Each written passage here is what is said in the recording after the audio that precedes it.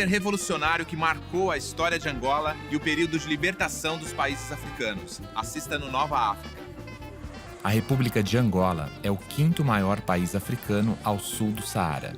É conhecida no mundo como um dos países de maiores potencialidades econômicas da África, com recursos naturais agrícolas e minerais que se estendem por todo o seu território e orla marítima, principalmente o petróleo e os diamantes.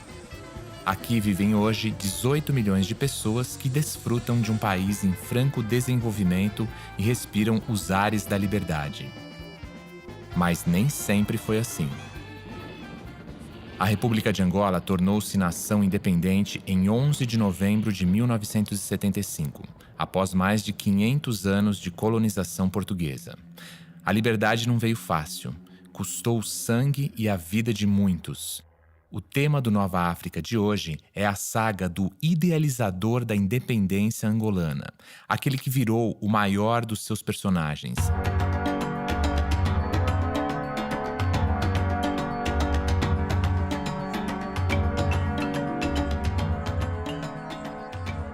Antônio Agostinho Neto nasceu na aldeia de Cachicane, banhada pelas águas do rio Kwanza, na região de Catete, a 60 quilômetros de Luanda, em 17 de setembro de 1922. Viveu com o pai, pastor da Igreja Metodista, e a mãe, professora nesta casa que hoje é o ponto de visitação na capital angolana.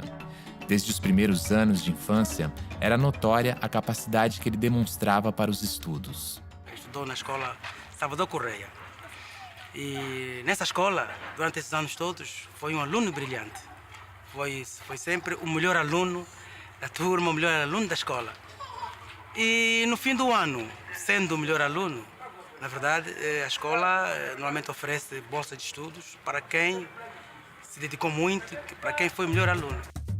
Antônio Agostinho Neto era um forte candidato, mas com ele rivalizava outro estudante que tinha a vantagem de ser mestiço e católico. Agostinho era negro e protestante. Por causa de sua forma de ser, ele já aparentava ser um grande político, já via a necessidade de Angola tornar-se independente, com certeza, já eles viam nele essas situações, então negaram-lhe a bolsa. Negaram-lhe a bolsa. A Liga Nacional Africana, o senhor Mateus, que era o responsável das bolsas, não dá o bolso ao Antônio Agostinho Neto. Pega na bolsa, dá ao senhor José Pinheiro, um mestiço de Cabinda, e este que vai para Portugal. Neto não desesperou, procurou forma de lutar para encontrar proventos que lhe permitisse sair de Angola, porque aqui não tínhamos nenhuma faculdade, nenhum ensino superior, não tínhamos nada. Então Neto foi obrigado a empregar-se na saúde. Só 2 anos mais tarde, conseguiria uma bolsa de estudos da Igreja Americana Metodista. Assim, em 1948, Agostinho finalmente ingressa na Universidade de Coimbra, na Faculdade de Medicina. Lá, torna-se membro de grupos estudantis. Sua conduta, opiniões e amizades começam a ser acompanhadas pelas autoridades coloniais. Neto chegaria a ser preso algumas vezes por isso. Em fevereiro de 1955, passou 2 anos e meio nos cárceres da Polícia Política Portuguesa e depois na cadeia do Aljube, no Porto. Ao sair em junho de 1957, reatou contatos políticos com antigos companheiros de luta, a tempo de participar na fundação do MAC, movimento anticolonialista, impulsionado pelo revolucionário guineense Amílcar Cabral. Em outubro de 1958, 11 anos depois de se ter matriculado em Coimbra, Agostinho se formaria médico. Tinha então 35 anos e Maria Eugênia, a sua noiva, 23.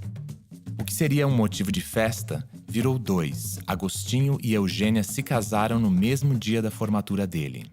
Ele disse: eu vou sofrer uma crítica porque o povo ainda vão dizer o Agostinho Neto correu o branco português e ainda vai buscar casar com uma branca para fazer mais um mulatos. Ele dizer isso a nós e nós começamos a sorrir. No fim de 58, nasce em Lisboa o primeiro filho, Mário Jorge Neto. No ano seguinte, Agostinho e família deixam Lisboa e retornam a Luanda, onde ele monta seu consultório médico. Em território angolano, Agostinho Neto ocupa a chefia do MPLA, Movimento Popular de Libertação de Angola, como presidente honorário. Em junho de 1960, é novamente preso em Luanda. As manifestações de solidariedade em favor de Agostinho na frente de seu consultório médico e na sua aldeia são impiedosamente esmagadas pela polícia.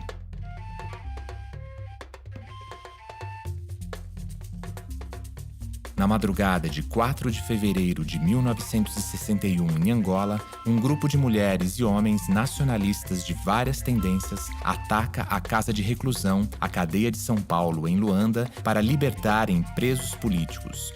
Foram mortos 7 policiais. O ataque é seguido de uma forte repressão do colonizador.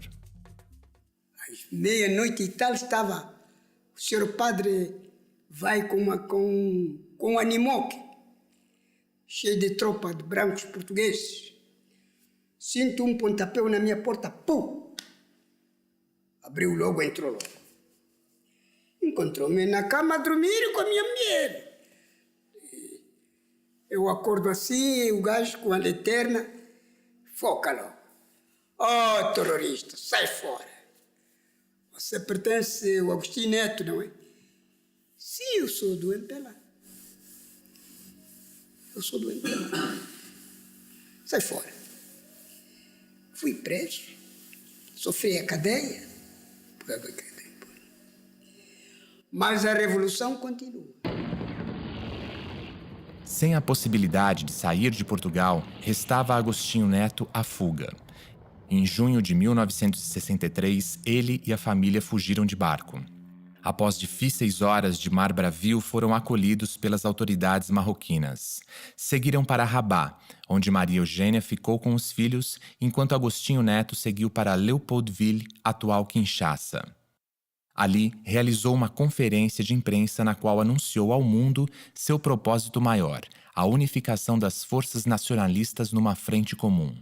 A luta que nós estávamos a desencadear contra o colonialismo português e não contra o povo português. Porque o nosso povo começou a sentir isso. Não só a forma de esclarecer, mas também dizíamos que o nosso povo tinha que se libertar das garras do colonialismo. Porque o nosso povo estava a ser torturado pelo colonialismo. Era assim que muitos dos nossos compatriotas morreram. No próximo bloco, vamos saber como foi o movimento de independência em Angola. O Nova África volta já.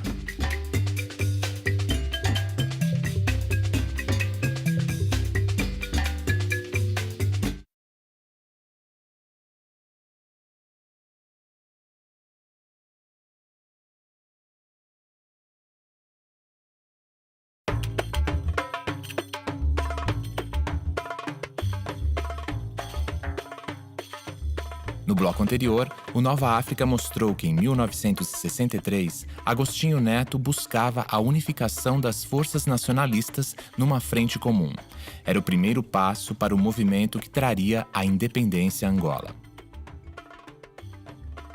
A colônia portuguesa não tinha poderio bélico e teve de usar outras estratégias.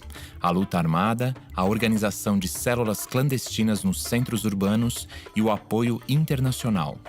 No cenário político mundial, Angola se esquivava bem no meio do fogo cruzado do apogeu da Guerra Fria entre americanos e russos.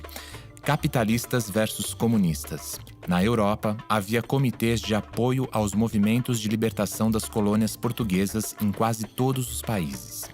Nas Nações Unidas, a posição de Portugal tornava-se difícil. Em junho de 1968, a OUA, Organization of African Unity, reconheceu o MPLA de Agostinho Neto como único representante e organização combatente do povo angolano e retirava todo o apoio à FNLA. A FNLA tinha sua política. Para além de ser uma política regionalista, racial, era a favor, portanto, do capitalismo, podemos dizer assim. O MPLA tinha sua política para a defesa do seu próprio povo, defender o povo, lutando contra o racismo, contra o colonialismo, contra o apartheid, contra tudo, quer dizer, lutar contra os males todos, e libertar o povo e dar a liberdade ao povo com dignidade. A própria FNLA, mesmo que quisesse, não podia se aliar ao MPLA, porque os americanos não autorizavam.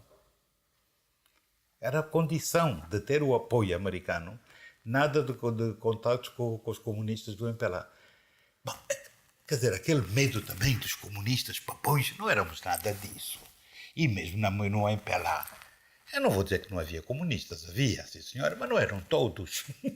Nem o MPLA podia ser considerado como uma organização comunista, não era. Agora, era uma organização progressista que beneficiava do apoio dos países de leste.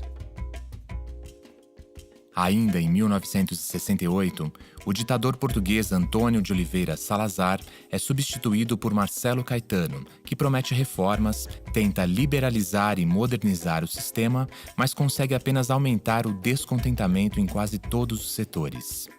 O golpe militar em Portugal não tarda e encontra Agostinho Neto no Canadá em busca de apoio ocidental para a causa de Angola. A instabilidade em terras lusitanas seria de fundamental importância para a liberdade da colônia angolana.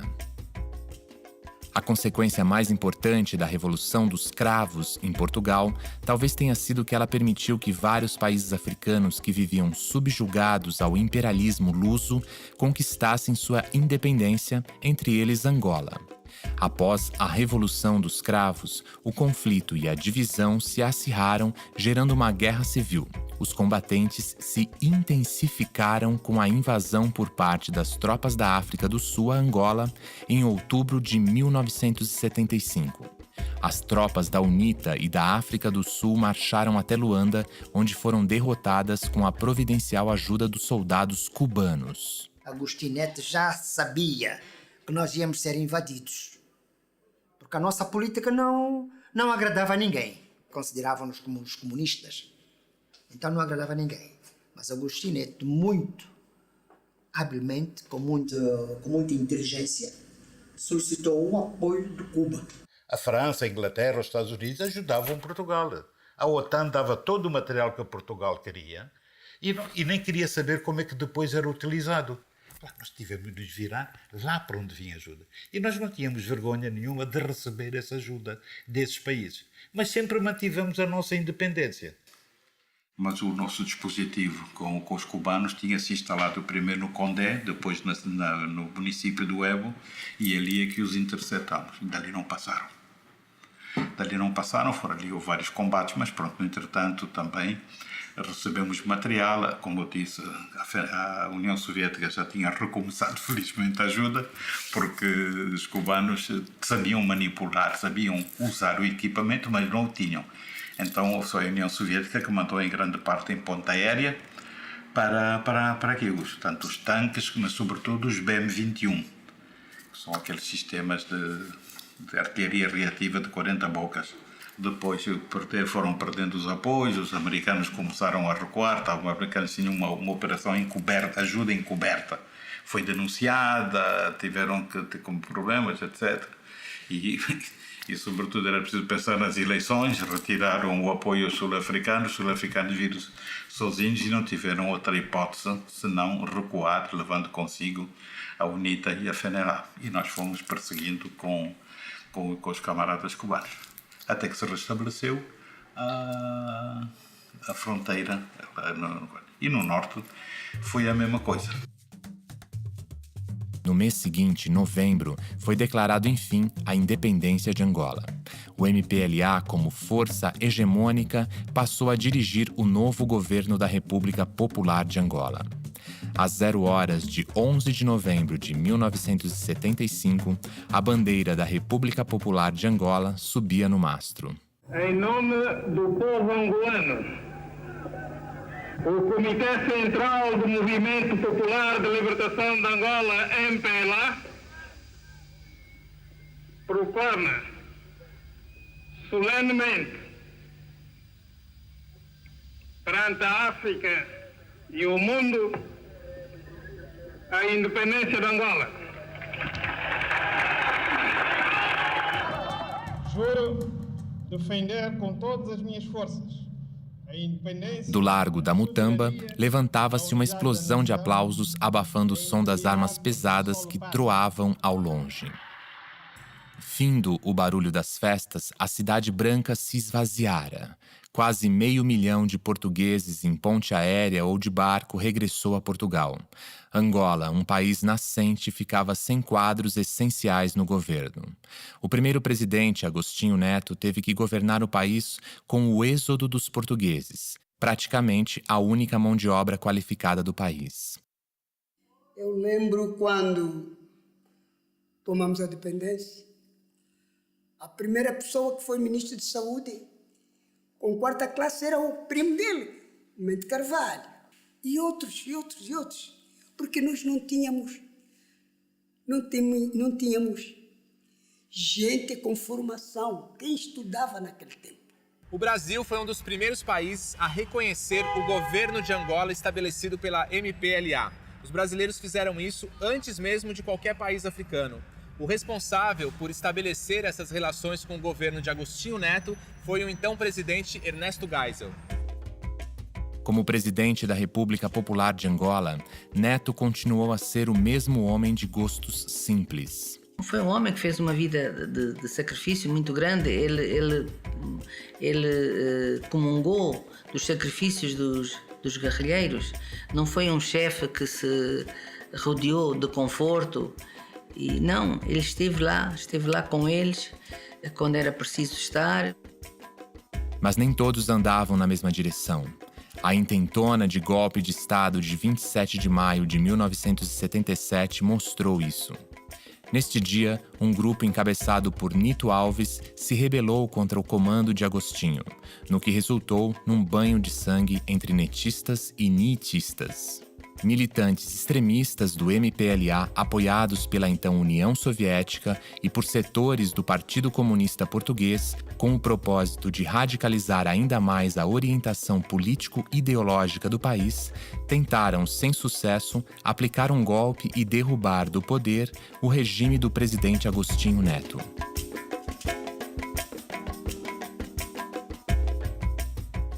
Os russos achavam que Neto era demasiadamente independente e não alinhado ao comunismo.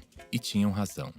Para mim foi um movimento um bocado extemporâneo, sobretudo vindo de determinadas pessoas que antigamente o idolatravam e que de repente viram nele já o presidencialista, o autocrata, o não sei. Nito, que se dizia contrário à predominância de mestiços e brancos no governo recém-formado de Angola, acabou morto, fuzilado 3 meses depois. A intentona de 27 de maio foi uma precipitação derivado dentro mesmo da cúpula do MPLA, onde que saiu a confusão. Para aproveitarem, rimar algumas plantas que estavam a vir a florescer. Já doente, Agostinho Neto percorre o Moxico, Bié, Quando, Cubango, Malange e Uji. Era como uma despedida do país a que se entregou. Mas o 27 de maio afetou muito o camarada Neto. O 27 de maio foi lá o tal intentona faccionista que acabou com aqueles mortos todos. O camarada Neto disse, quando falava do Ende, a libertação da pátria, a falar da morte do Ende, ele dizia que a libertação da pátria necessita do sangue dos seus melhores filhos. E é verdade. Mas aquilo ali era gratuito, aquela morte. E gratuita, e pronto, e depois o rol de mortes que se seguiu, a repressão, que também foi impiedosa, não precisava ter sido como foi. Após 4 anos da independência e ainda mergulhado numa zona de turbulência, Angola teve que se defrontar com a morte do herói e presidente Agostinho Neto. Doente, pouco antes de completar 57 anos de idade, ele morreu durante uma cirurgia em Moscou. Era o dia 10 de setembro de 1979. Agostinho Neto morre na mesa de operações do principal hospital de Moscou, onde fora tratar de um câncer no pâncreas. Angola desmanchava-se em lágrimas. Angola estremeceu. Se a África toda não estremeceu, Angola estremeceu. O Agostinho Neto levou muita gente por trás dele. Não é por causa de que estavam doentes. Cisma, susto, admiração. Ele viu o hastear da bandeira, ele viu isso tudo, mas eu acho que ele merecia um bocado mais, ver um bocado mais o fruto do seu trabalho. Mais uns anos teria sido bom não só para ele, mas também para todos nós. Um tempo ele tinha dito, bom, ainda vamos ter 10 anos para nós. Porque ele pensava em 85 deixar o poder, pôr o país a andar, em pé, e fazer as leis, etc. E ele ter 10 anos para nós. Não conseguiu. Em maio de 1991, o MPLA e a UNITA entraram em acordo para realizar eleições diretas no país, que ocorreu em setembro de 1992. A UNITA não aceitou a derrota, mesmo com todas as opiniões favoráveis da comunidade internacional que acompanhou o pleito e deu início a outra guerra civil que devastou ainda mais o país. A paz tão esperada só foi definitivamente conquistada em fevereiro de 2002 com a queda do líder da UNITA, Jonas Savimbi. O homem africano tinha vergonha da sua cor, porque lhe fizeram ter vergonha da sua cor. Então ele queria recuperar essa dignidade, recuperar a cultura africana e dar a esse homem uma perspectiva de integração no universo. Essa é uma das características dele. Ele, de facto, amava e tinha compaixão pelos humildes, pelos descamisados. Hoje, dormo à vontade, sinto-me à vontade, passeio a cidade à vontade. Isto é a minha recordação do Agostinho Neto, colado dentro do meu coração.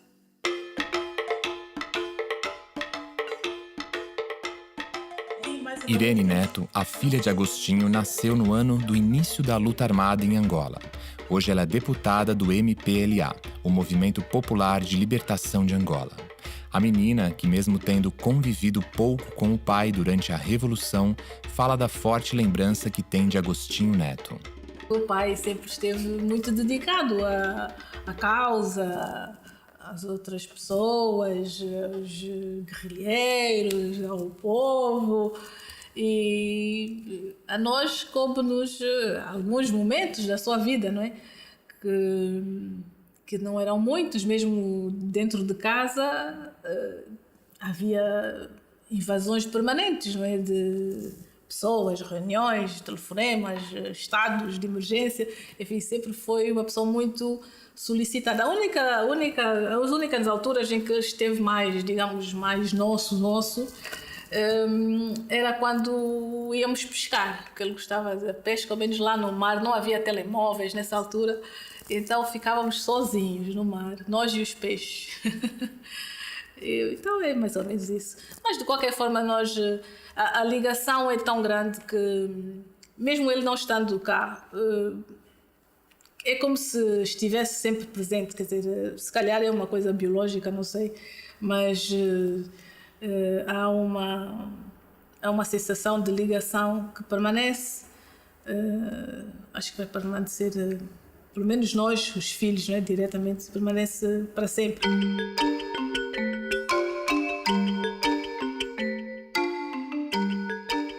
Em Luanda, o Centro Cultural Agostinho Neto preserva a memória do revolucionário. Acompanhe o Nova África nessa visita ao som de um dos mais memoráveis discursos do ex-presidente angolano, em 1975. Agostinho parece prever o papel de Angola na manutenção da estabilidade política de todo o continente.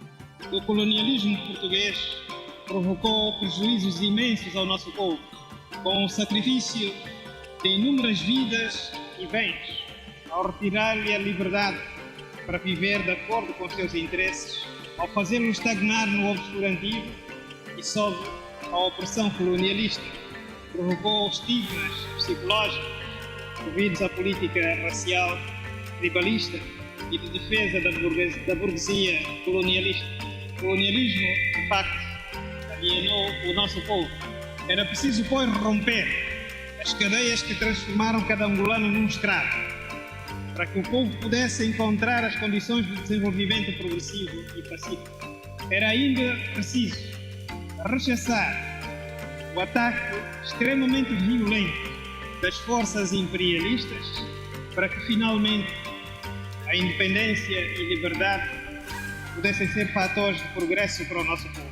Angola transformou-se não só num país independente e soberano, graças à determinação e à combatividade do seu povo, como também numa garantia para a paz no nosso continente.